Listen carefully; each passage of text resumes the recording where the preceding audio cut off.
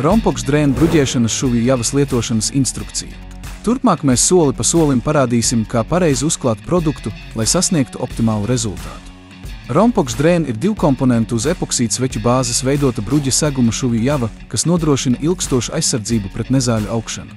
Tas ir pieejams dažādās krāsās.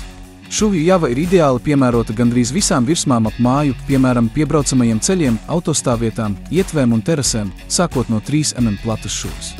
Intensīva iepriekšēja samitrināšana, javas ieskalošana un galīgā akmens virsmas attīrīšana ar smalku ūdens smidzinātāju nozīmē, ka uz akmeņiem praktiski nepaliek sveķu plēve. Uzklāšanai nepieciešama dārza šļūtene smidzinātāju, gumijas slotiņa un smalku saru slota. Uzklāšanas laikā iesakām lietot necaurlaidīgus un izturīgus aizsargcīņus. Sagatavošanās laikā vispirms ar līmlenti jāizsedz blakus esošās virsmas. Pēc tam apstrādājumā virsma ir rūpīgi iepriekš jāsamitina. Augstāka pamatnes temperatūra prasa intensīvāku iepriekšēju samitrināšanu. Tagad atveriet Rompoks drēna spaini. Pievienojiet pievienoto pudeļu saturu pie pildvielas sastāvdaļas.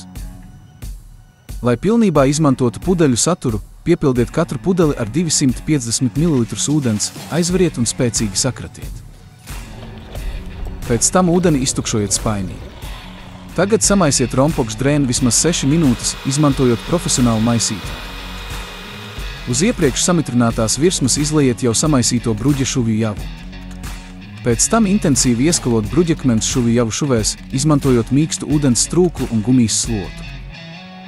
Tas nodrošinās, ka šuvis ir pilnībā aizpildīts. Lūdzu, ņemiet vērā, ka Rompoks drēna ir nepārtraukti jāšķīdina ar lielu ūdens daudzumu.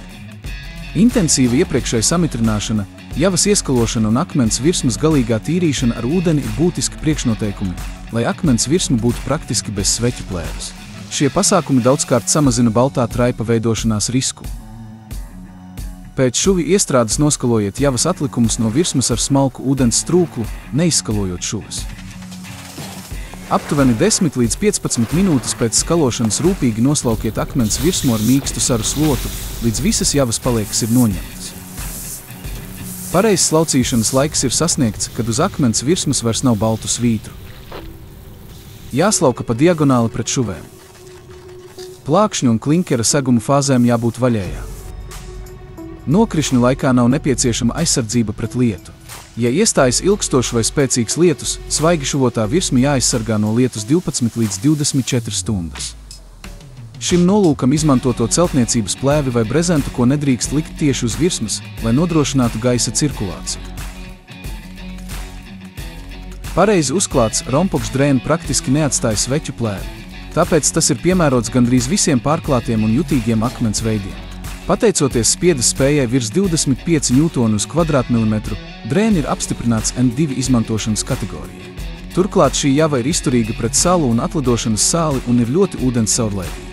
Tādējādi Rompoks drēna java, kas ir pieejama jau vairāk nekā 30 gadus, atbilst visām mūsdienu sintētisko sveķu jau prasībām. Nobeiguma piezīme – Rompoks drēna ir vislabāk piemērots bruģa plāksnēm ar maksimālo izmēru 40 x 40 cm. Lielāku plātņu šuvju iestrādē mēs iesakām izmantot mūsu produktu Rompoks Ecofine.